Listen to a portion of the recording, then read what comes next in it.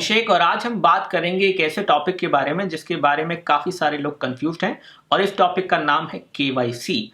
तो मैं बताऊंगा इस वीडियो में कि केवाईसी होता क्या है, क्यों केवाईसी जरूरी है और केवाईसी का क्या मतलब है। तो केवाईसी का मतलब है नो योर कस्टमर और ये एक तरह का सिस्टम है, एक तरह का प्रोसेस है जो कि आरबीआई यानी कि रिजर्व बैंक ऑफ इंडिया ने निकाला है और ये इम्पोज किया गया है अलग अलग ऑर्गेनाइजेशंस के ऊपर, जैसे कि बैंक या फिर शिपिंग ऑर्गेनाइजेशन या फिर कोई और गवर्नमेंट इंस्टीट्यूशन भी जहां पे आपका कोई ट्रांजैक्शन मनी से रिलेटेड हो रहा है। तो यहां पे बात करते हैं कि केवाईसी कौन कौन से डॉक्यूमेंट्स हैं जिसमें आप यूज करके उन डॉक्यूमेंट्स को केवाईसी कर सकते हैं। तो अगर आप कभी बैंक अकाउंट खुलवाना चाहते हैं तो ऐसे में आपसे केवाईसी डॉक्यूमेंट्स मांगे जाएंगे। हो सकता है कि आपके पास कोई कोरियर आए अलग कंट्री से किसी शिपिंग कंपनी के थ्रू, जैसे कि डीएचएल या फिर कोई और कोरियर कंपनी, और वो आपसे कहे कि आप केवाईसी डॉक्यूमेंट्स दीजिए ताकि वो वैलिडेट कर सकें कि ये कोरियर किस बंदे के पास आ रहा है और बैंक वाले ये वैलिडेट कर सकें कि ये बैंक अकाउंट कौन इंसान खुलवा रहा है। और ऐसे में दो चीजें आपके किसी भी केवाईसी डॉक्यूमेंट के थ्रू प्रूफ होनी चाहिए।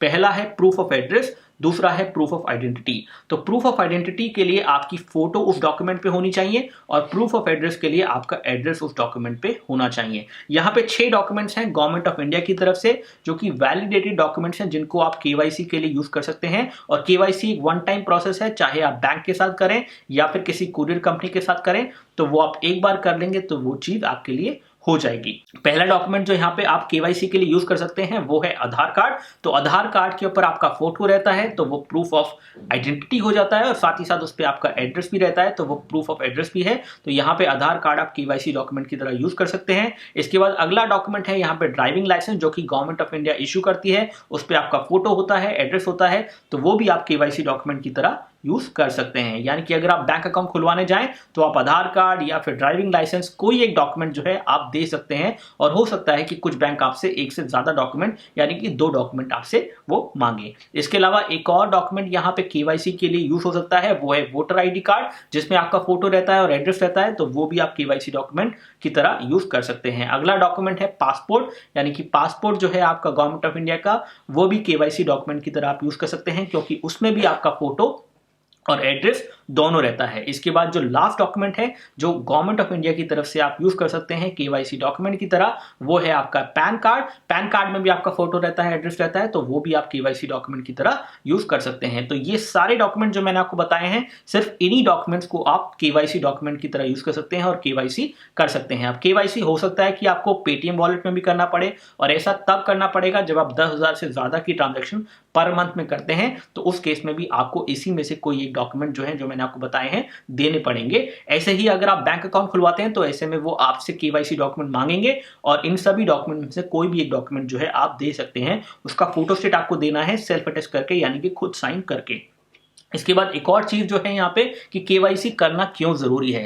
बैंक के लिए केवाईसी करना इसलिए जरूरी है क्योंकि आरबीआई ने जो भी बैंक इंडिया में ऑपरेट करते हैं उनके लिए प्रोसेस मैंडेटरी कर दिया है कि आप अपने कस्टमर को जानिए, क्योंकि इन केस कोई ऐसी ट्रांजैक्शन आपके अकाउंट से होती है जो कि चेक करनी है उन्हें और इन्होंने पता लगाना है कि भाई ये ट्रांजैक्शन क्यों हुई है, कैसे हुई है, या फिर वो ट्रांजैक्शन कहीं मनी लॉन्ड्रिंग की वजह से तो नहीं हुई है, यानी कि हवाला का पैसा का कुछ प्रॉब्लम तो नहीं है। तो ऐसे में अगर उनके पास वो डॉक्यूमेंट्स होंगे जिससे आपका proof of identity, proof of address निकाला जाए तो वो आपको ट्रैक कर पाए। तो बेसिकली केवाईसी एक ऐसा प्रोसेस है आरबीआई की तरफ से जिससे मनी लॉन्ड्रिंग यानी कि हवाला के पैसे को किसी तरह से खत्म किया जा सके और सब लोगों की केवाईसी हो सके और धीरे धीरे ये प्रोसेस पूरे इंडिया में हो जाए और सभी लोगों के साथ केवाईसी हर बैंक अकाउंट में हो जाए। इसीलिए ये प्रोसेस मैंडेटरी कर दिया गया है। तो ऐसे में अगर आप बैंक अकाउंट खुलवाने जाएंगे तो केवाईसी करे बिना आप अपना बैंक अकाउंट नहीं खोल सकते हैं। अब एक और चीज यहाँ पे है कि बैंक अकाउंट्स को केवाईसी कितने कितने पीरियड पे दोबारा करने की जरूरत है, क्योंकि केवाईसी एक वन टाइम प्रोसेस जरूर है लेकिन वो कुछ साल के लिए वैलिड है और उसके बाद उन्हें रीचेक करने पड़ेंगे वो डॉक्यूमेंट्स। तो ऐसे में बैंक को जो टाइम दिया गया है आरबीआई की तरफ से वो है 2 साल, 8 साल या 10 साल। तो यानी कि 2 साल के बाद हो सकता है कि आपका बैंक आपसे केवाईसी दोबारा करने को बोले, लेकिन ऐसे में कोई भी कॉल करके आपसे ये नहीं कहेगा कि भाई हम इस बैंक से बोल रहे हैं, आप अपने केवाईसी डॉक्यूमेंट हमें यहां आके दे दीजिए। बैंक आपको नोटिफाई करेगा, आप बैंक की ब्रांच में जाके ही केवाईसी डॉक्यूमेंट दें, किसी भी और बंदे को केवाईसी डॉक्यूमेंट ना दें, किसी को भी केवाईसी डॉक्यूमेंट ईमेल ना करें।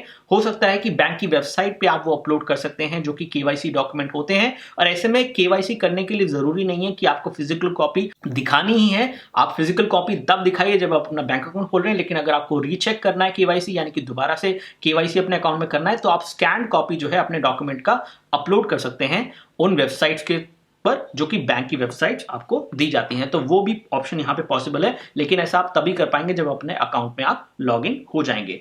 इसके अलावा debit card and credit card के लिए भी केवाईसी जरूरी है, या फिर कोई कोरियर कंपनी आपको कोई कोरियर भेज रही है, कोई बाहर से आपको कोई कोरियर भेज रहा है, तो ऐसे में वो ये पता लगाना चाहते हैं कि ये क्या सामान आया है, किसको आया है, और वो बंदा कहाँ रहता है, उसका फोटो क्या है, ताकि बाद में अगर उसमें कहीं कुछ गड़बड़ हो तो वो आपको ट्रैक कर सकें, या फिर अपने रिकॉर्ड्स के लिए वो इंफॉर्मेशन रख सकें, ताकि बाद में जाके आरबीआई डीएचएल को ये ना बोले कि आप कोरियर डिलीवर करते जा रहे हैं लेकिन आपको पता ही नहीं है कि आपने कौन सा कोरियर किसको डिलीवर किया और उसमें क्या डिलीवर किया। तो ये सारी चीजें यहाँ पे रखने के लिए, ताकि कुछ भी गलत काम ना हो, केवाईसी जो है हमारे सिस्टम में लाया गया है और वो आरबीआई की तरफ से आया है। तो फिलहाल इस वीडियो में इतना ही। आई होप ये वीडियो आपको पसंद आया होगा। इस वीडियो में मैंने सारी चीजें बताने की कोशिश की है जो कि केवाईसी से रिलेटेड है। अगर आपके क्वेश्चन या क्वेरीज केवाईसी के अराउंड है जो कि क्लियर नहीं हुए हैं, तो वो आप वीडियो के कमेंट सेक्शन में जाकर लिख दीजिए। फिलहाल इस वीडियो में इतना ही। बहुत बहुत शुक्रिया आपका वीडियो को देखने के लिए। अगर आपको वीडियो अच्छा लगा है तो लाइक बटन जरूर दबाइएगा वीडियो के नीचे, साथ ही साथ इस वीडियो को शेयर कीजिए और हमारे चैनल को सब्सक्राइब कीजिए, सब्सक्राइब बटन दबा के, जो कि रेड कलर का बटन है नीचे, और इस तरह के वीडियोस आपको हम बनाते रहेंगे, आपके लिए लाते रहेंगे। फिलहाल इस वीडियो में इतना ही। बहुत बहुत शुक्रिया आपका वीडियो देखने के लिए। जय हिंद, वंदे मातरम।